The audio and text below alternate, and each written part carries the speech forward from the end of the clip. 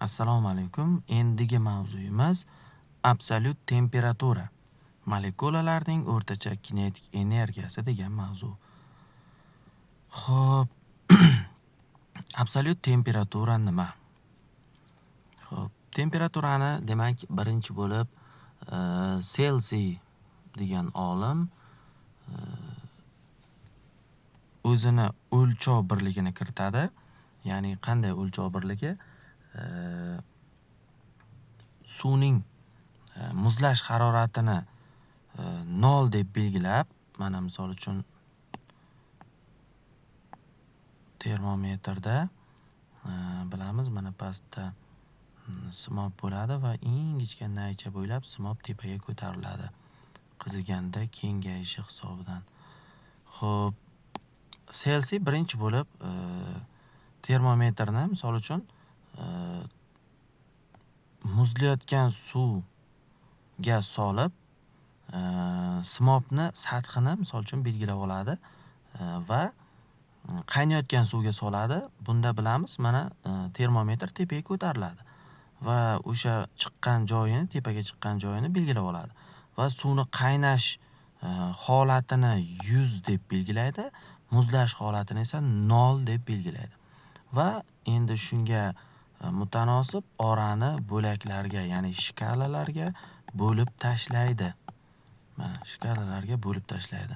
0 dan pasti bu yog'i manfiyga o'tib ketadi. Demak, koordinata boshi qilib bu yerda suvni muzlash harorati olinyapti. Xo'p, endi bu Celsiy shkalasi hisoblanadi va uni sharafiga demak temperatura mana kichkina t harf bilan belgilaymiz. Misol uchun 25 gradus Celsiy deb birligini uni sharafiga qo'yilgan. Lekin undan keyin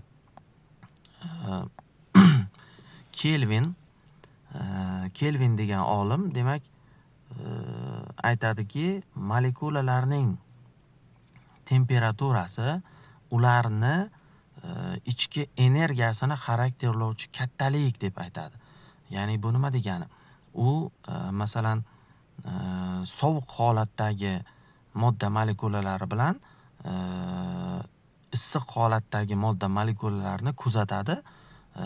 Ularda hech qanday bir farq bo'lmaydi.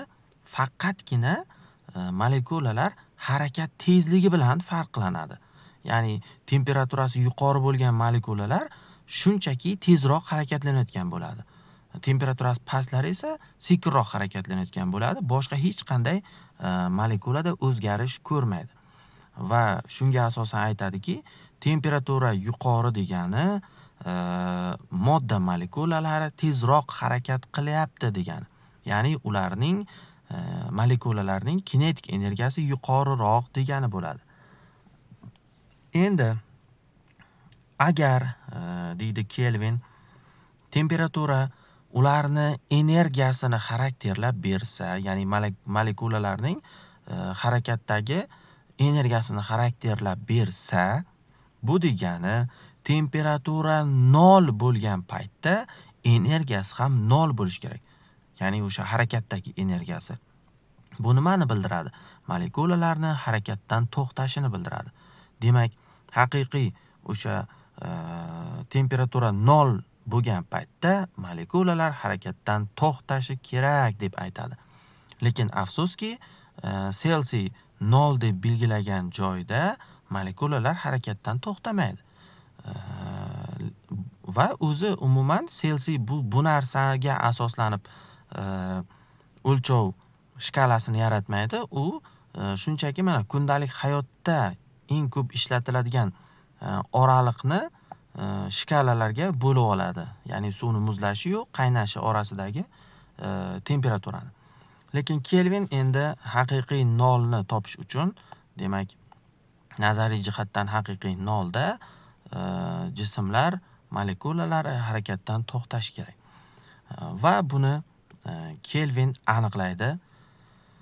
Xo'p, aniqlaganda qanday temperatura chiqadi? Albatta 0 gradusda to'xtamaydi deyilyapti. Demak, undan pastroqda to'xtaydi. -20 mi, -30 mi desak, yo'q. Bu qayerga to'g'ri kelar ekan? Kelvin topgan haqiqiy nol agar Selsiy bo'yicha aytadigan bo'lsak, minus 273,15 gradus Selsiyga to'g'ri kelar ekan. Ya'ni absolyut nol temperatura. Absolyut nol. Selsiy o'lchoviga asoslanilsa, minus 273 ga to'g'ri kelar ekan. Shundan keyin Kelvin o'lchovi ham kiritiladi va Kelvin o'lchovi mana ko'rib turibsizlar, Selsiy o'lchovi bo'yicha Kelvinni 0 Kelvini Selsiy bo'yicha 273 ga to'g'ri kelyapti. Minus 273 ga. Bu degani Selsiydagi temperaturani Kelvinga aylantirmoqchi bo'lsak, ustiga 273 ni qo'shishimiz kerak bo'ladi. Mana minus 273 degani Kelvinda 0 degani. Mana shuni ustiga plus 270 ni qo'shsam 0 chiqadi, to'g'rimi? Demak, Selsiydagi temperaturaga 273,15 ni qo'shib olsak, o'shanda temperatura Kelvinga aylanadi. Demak, bu yerda katta T temperatura, ya'ni harorat, temperatura nimada? Kelvinda. Kichik T ham temperatura, faqat u Selsiyda. Xo'p, endi Selsiy o'lchovini kundalik hayotimizda ishlatamiz, lekin hisob-kitoblarda, formulalarda, nazariy, ilmiy tajribalarda hisob-kitoblarni Kelvinda olmasak xato chiqib qoladi. Xo'p, molekulalarning o'rtacha kinetik energiyasi deyilyapti. Kinetik energiyani yozishimiz mumkin. Mana oldingi darsda ham yozdik. M0 V kvadrat taqsim 2. Bu shunchaki o'sha mexanika bo'limidan biladigan kinetik energiyamiz. Faqat massa deganda molekula massasini olishimiz kerak, tezlik deganda molekula tezligini olishimiz kerak. Endi xo'p, bu molekulaning kinetik energiyasini hisoblab beradi bir dona molekula. Va bundan tashqari o'sha Kelvin aytgan temperatura molekulalarning energiyasini baholaydi deb aytgan, to'g'rimi? Xo'p, qanday baholaydi? Qanaqa bog'lanish bor uni orasida desa, yozishimiz mumkin. Molekulaning kinetik energiyasi xo'p 3 taqsim 2 KT deb yozishimiz mumkin. Mana T deganda Kelvindagi temperaturani yozishimiz kerak. Mana bu ham molekulaning kinetik energiyasini hisoblab beradi. Demak, bu yerda qanday bog'lanyapti? Mana ko'rib turibmiz. Kinetik energiyasi molekulalarni temperaturaga to'g'ri proporsional.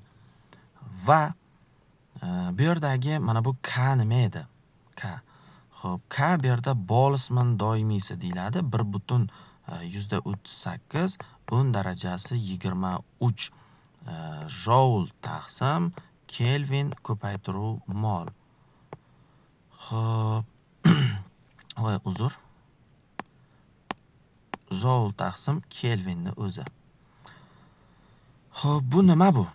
Boltzmann doimiysi. Demak, Boltzmann topganligini bilib turibmiz. Nomidan uni sharafiga Boltzmann doimiysi deb nomlangan. Ma'nosi nima? Ma'nosi bir dona molekulani temperaturasini 1 gradusga oshirish uchun kerak bo'ladigan energiya. Mana tasavvur qiling, butun xonadagi havoni molekulalarini, butun xonadagi havoni 1 gradus qizdirish uchun qancha energiya kerak? Bu yerdagi K ni ma'nosi o'sha butun xonadagi emas, bir donagina molekulachani temperaturasini 1 gradusga qizdirish uchun kerak bo'ladigan energiya.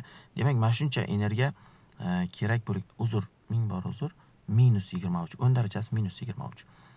Mana shuncha energiya kerak bo'lar ekan. Xo'p, ana endi masalani ishlashga o'tamiz. 3-chi masaladan boshlayman. Har doimgidek shu 3 tadan bittasini ko'rib ketaman. Molekulyar fizika va termodinamika birliklar xalqaro sistemasidagi sistemasiga kirgan asosiy birliklarni ko'rsating. Xo'p, asosiy birliklar demak, biz ham mexanika bo'limidan bilamiz. Metr, sekund va kilogramm. Mexanika bo'limida mana shu 3 ta asosiy birlikni kiritganmiz. Endi molekulyar fizika bo'limiga o'tgandan keyin buni davom etdik. Modda miqdorini birligi bunga kiradi. Mol va temperatura ham asosiy birliklarga kiradi, ya'ni Kelvin. Temperaturaning asosiy o'lchov birligi Kelvin. Mana hozir 7 ta asosiy birlik bor deganmiz. Shulardan 5 tasini o'tib bo'libmiz. Xo'p, mana shulardan tuzilgan javobni belgilashimiz kerak. Masalan, C javobni belgilasak bo'ladi. Mol va Kelvin debdi. Aynan molekularga tegishli bo'lgan birlikni ko'rsatibdi. 6-savol. Mutlaq haroratning 150 Kelvin qiymatiga Celsiy shkalasida qanday qiymat mos keladi? Ya'ni Kelvin 150 bo'lsa, Celsiy nechaga to'g'ri keladi deb savol beryapti. Xo'p, biza boshida yozdik. Kelvinga o'tish uchun Celsiyni ustiga 273 ni qo'shib olish kerak dedik. Shu formula bo'yicha Celsiyni topsak, Kelvindan 273 ni ayirish kerak. Ya'ni 150 dan 273 ni ayirsak, bizada chiqadi -123 Celsiy. -123. Demak, javob ekan. 9-masalaga o'tamiz. 9-masala.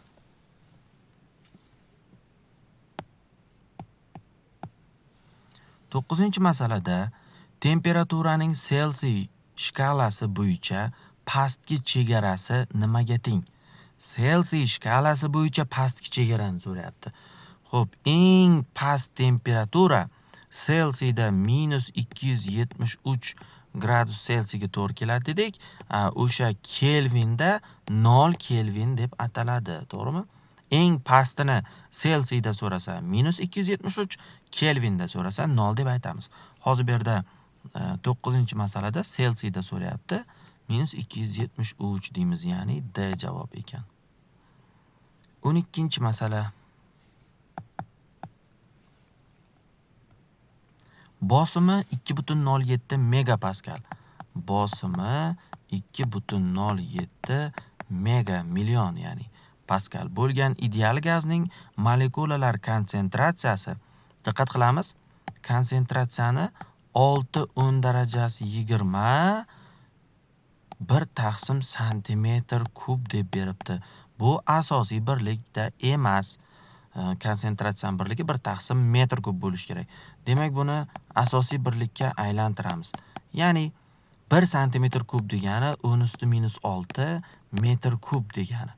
Shunda 10⁻⁶ tepaga +6 bo'lib chiqadi. Shunda 6 kara 10 darajasi 20 emas, 26 bo'ladi. 1 taqsim metr kub. Ana konsentratsiyani haqiqiy asosiy birlikda yozdik. Temperaturani toping deb so'rayapti. Temperaturani toping. Bosim bor. Mana bosim bor, konsentratsiya bor, temperaturani aytish kerak. Bu molekulyar kinetik nazariyani asosiy tenglamasini nechanchi? 4-ko'rinishiga misol bo'ladi. P barobar nima deb yozganmiz o'tgan darsda? NKT deb yozganmiz. Mana shu bo'yicha temperaturani topsak bo'ladi. Temperaturani topish uchun bosimni NK ga bo'lish kerak. Ya'ni 2,07 darajasi 6 ni bo'lish kerak. Konsentratsiya 6 darajasi 26 va K deganda 1,38 darajasi -23 Boltzmann doimiysi. Xo'p, endi buni kalkulyatorda hisoblamasak bo'lmaydi.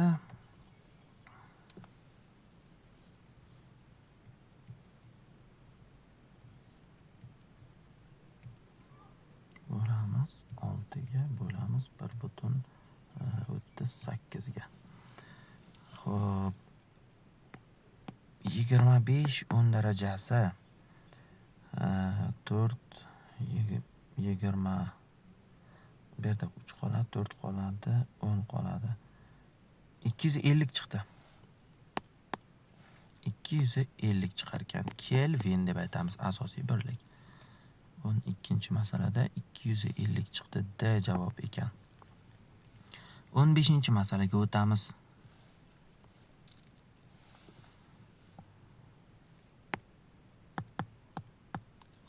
Masala.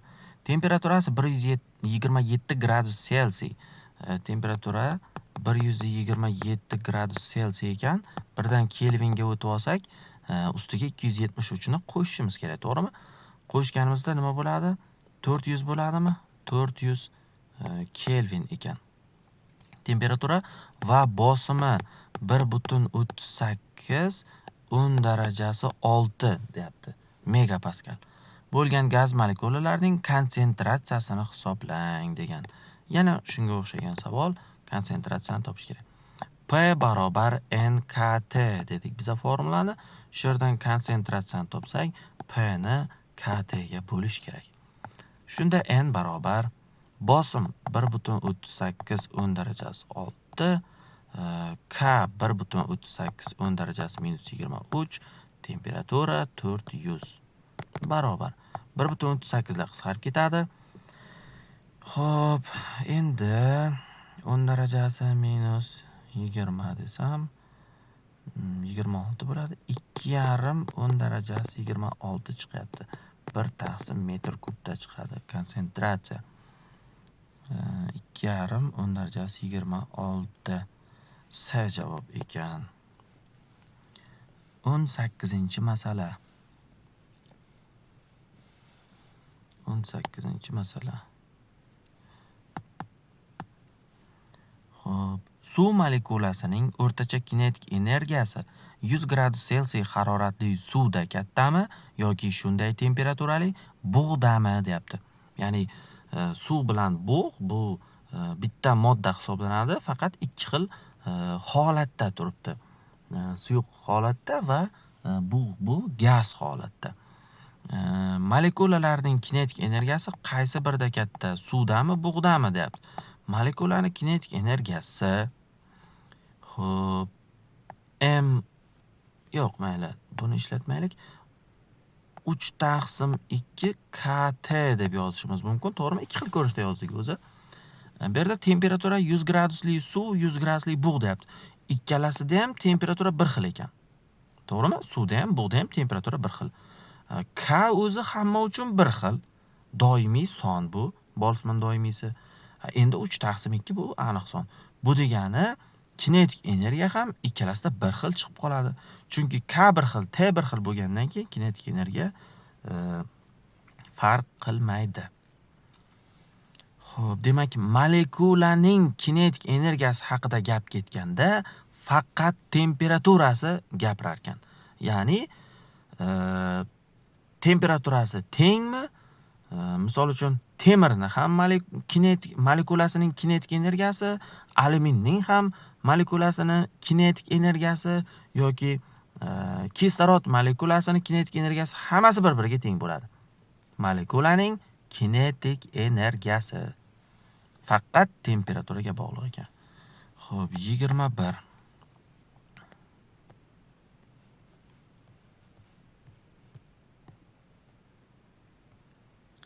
Agar Y ideal gaz molekulalarining kinetik energiyasi K Boltzmann doimiysi bo'lsa, X barobar 2Y taqsim 3K formula orqali qaysi kattalik hisoblanadi? Qaranglar. X barobar 2Y taqsim deyapti 3K. Bu yerda Y ni molekulaning kinetik energiyasi dedi. Shu yerdan Y ni topaylik. Y barobar 3 bilan K ko'paytirish bo'lib chiqadi, 2 bo'lish bo'lib tushadi. To'g'rimi? Ko'paygan X bo'ladi. Mana shu ko'rinishga kelib qoladi. Molekulaning kinetik energiyasini biz nima deb yozganmiz? 3 taqsim 2 KT deb yozganmizmi? Demak, mana ayniyat bo'yicha mana bu X'imiz T ga, ya'ni temperaturaga to'g'ri kelyapti. Kinetik energiya. Temperatura S javob ekan. 24-masala. 24. Gaz molekulalarining konsentratsiyasi 2 marta kamayib, harorati 2 marta ortsa, gaz bosimi qanday o'zgaradi deyapti. Bosim haqida gap ketdi. Bosimni o'sha 4-ko'rinishini ishlatamiz. Ya'ni NKT. Bu yerda aytayaptiki, konsentratsiya 2 marta kamayib, mana konsentratsiya 2 marta kamaysa, bu yerda 3 ta sonning ko'paytmasi turibdi. Ko'paytuvchilardan biri kamaysa, ko'paytma ham kamayadi 2 marta. Va temperatura 2 marta ortsa, temperaturani 2 marta oshirsak, bosimimiz 2 marta oshadi. Ko'paytuvchini biri oshyapti, demak, ko'paytmamiz ham bu yerda oshadi. 2 marta kamayib, 2 marta oshdi degani o'zgarmaydi. O'zgarmaydi deb aytamiz. Shunda demak A javob bo'lar ekan. 27-masala.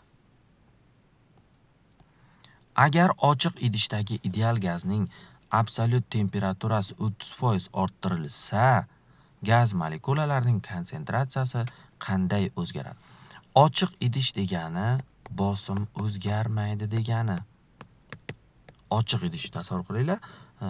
Idish ochiq bo'lsa, uni ichidagi molekulalar bosimi o'zgarmaydi. Misol uchun oshmaydi yoki kamaymaydi. Chunki masalan bosim ortdi degani idish ichidagi molekulalar o'sha idishga sig'may devorga katta bosim beryapti degani.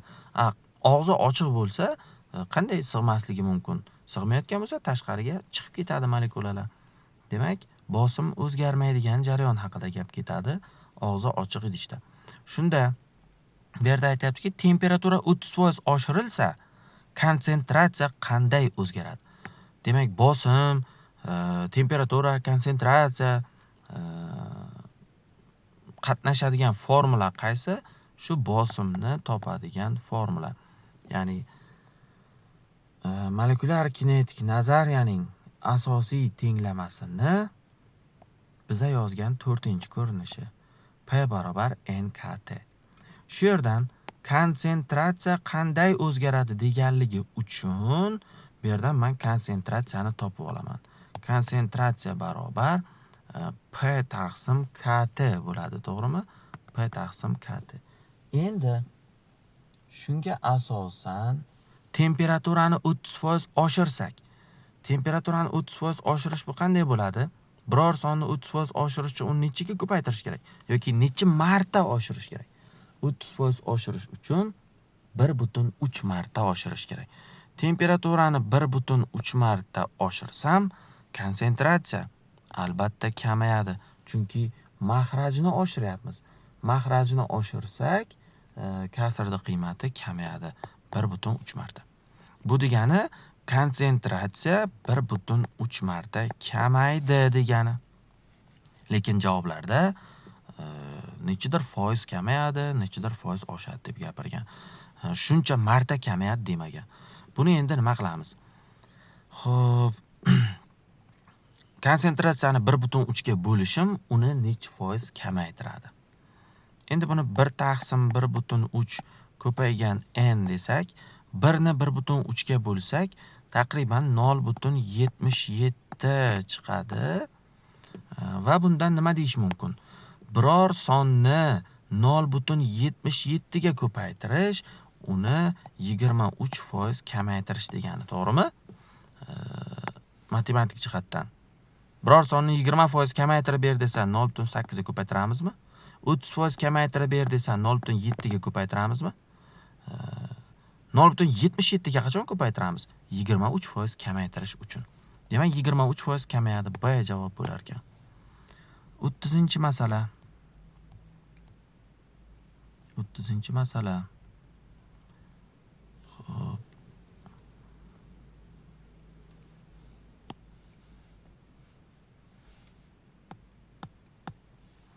Yopiq idishda 963 gradus Selsiy temperaturali gaz bor. Selsiyda gapiribdi, 963 gradus Selsiy. Buni Kelvinga o'tib olsak, 273 ni qo'shamiz, 1236 bo'ladimi? Kelvin. Undagi molekulalar soni, demak, jami molekulalar soni 4 darajasi 25 ta va gazning bosimi 8,28 megapaskal, ya'ni million paskal ekan. Idish hajmini topib ber, deyapti. Idishni hajmini topish kerak ekan. Demak, bu yerda bosim haqida gapirildimi? Albatta, o'sha bosimni P barobar NKT degan formulasini ishlatamiz. Lekin bizdan hajmni so'rabdi. Diqqat qilamiz, mana konsentratsiya. Bu yerda hech qanday konsentratsiya berilmagan. Shuning uchun ham hajmni bu formulaga qatnashtirish uchun birdan bir yo'li konsentratsiyani o'rniga n taqsim v o'zini formulasini yozish bo'ladi. Bo'ldi, mana shu yerdan hajmni topsak bo'ladi. Hajm demak, bu yoqqa ko'paytirish bo'lib chiqadi bosimni yoniga, bosimni esa pastga bo'lish qilib tushirib qo'yamiz. Shunda v barobar n taqsim p ko'paygan kt bo'ladi. Birdan hisoblab ketamiz. Xo'p, n nimaga teng bizada? N molekulalar soni. Xo'sh, 4 darajasi 25 ga teng. Ko'paygan k nimaga teng? K 1,38 darajasi 23 ga teng. Bo'lingan P bosim 8,28 darajasi 6 ga teng va undan keyin ko'paygan temperatura ham bor. Temperatura 1236 edi, to'g'rimi? Buni albatta kalkulyatorda hisoblashimiz kerak. Xo'p, 4 ko'paytiruv 1,38 ko'paytiruv 1236 bo'lingan 8,28. 824 chiqar ekan. 824. 10 darajasi endi nimadir bo'ladi? Aniq hisoblab berayim. 824 10 darajasi, mana hozir javobdan bilib olaman. -3 -4 bo'ladi. Metr kub. Uzr. -4 emas.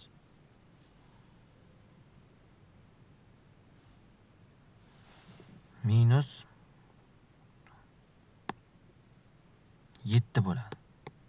Metr kub. Bizdan litrda so'ragan, metr kubdan litrga -4 bo'lar ekan-ku. -4 bo'lar ekan metr kub.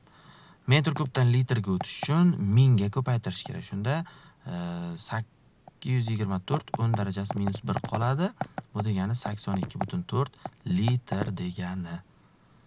S javob ekan. 33-masala.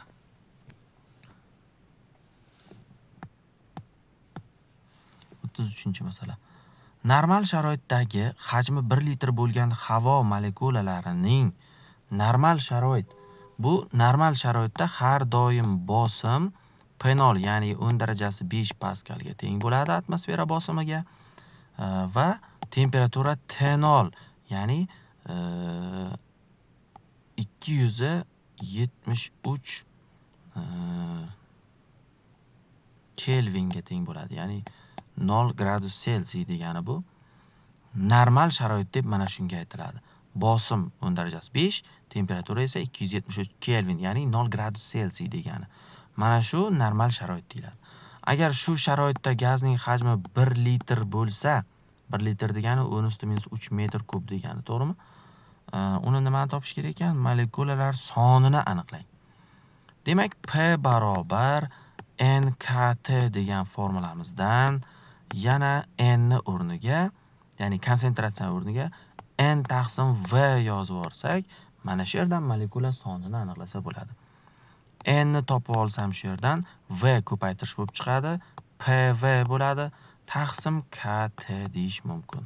Shunda demak, bosim 10 darajasi 5, hajm 10 darajasi -3, K 1,38 10 darajasi -23, T esa 273. Bundan barobar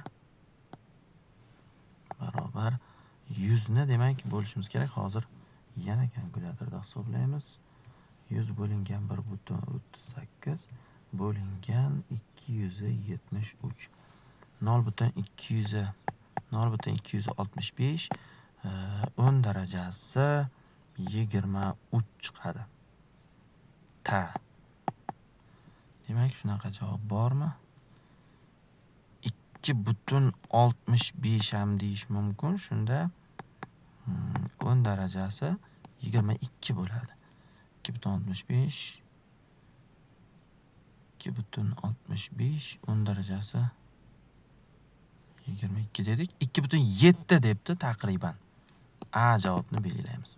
Taqriban 2.7 mana shu. Demak, o'zi 35 ekan, shu bilan tugatamiz.